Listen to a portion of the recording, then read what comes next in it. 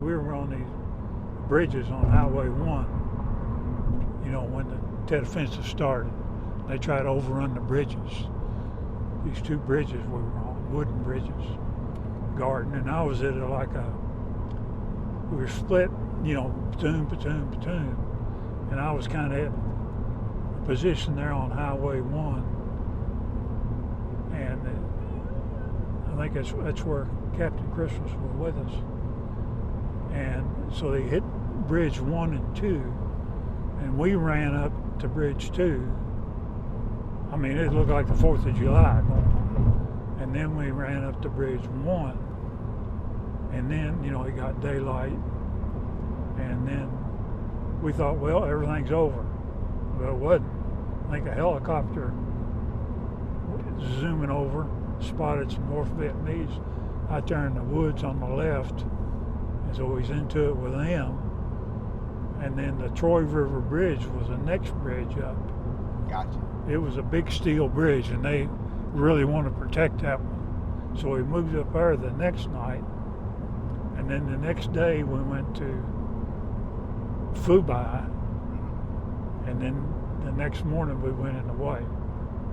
I think it was on the February 2nd or 1st or 2nd. Yeah. Some of my days are not right, probably. Well, I know, like you said, I think everybody went in on that. I think that's that first day. I think it was the second. I think that's right. Well, I'm sitting there and I had a can of chili I'd been saving for a special occasion. I said, well, I'm going to eat this chili. I'm sitting there and I took my little old P38 and opened that chili, and I was sitting there eating it cold. And here come Mr. Myers again. He said, saddle up. Nobody in the cab of the trucks, everybody in the back. So everybody's loading up. I got in the cab of the truck. I thought, nah, I'm going to ride in the cab.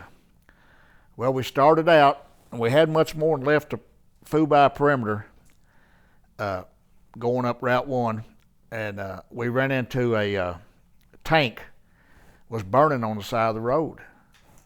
I thought, wow, this is something. We just went rolling around it, kept going. Wasn't very long. There was a bunch of trees cut down across the road and had to move them. And we kept on moving. And all of a sudden, we broke into an open, like I could see smoke way ahead of me. But we broke into an area there, and there was no jungle on either side. And I looked over both ways, and there was a perfect line of NVA soldiers going toward way. I opened the door, and I jumped up, and I said, if you ladies don't mind, I said, shoot them, they're NVA. They started shooting. But what I noticed about them, they had on those new uniforms, like a black with a soft cover and everything. But as we moved on in, there was a big, huge fountain. I remember that fountain. And we went to the right to go around the fountain, and hadn't gone maybe 200 feet, and boom, the truck in front of me blowed up. And all heck broke loose.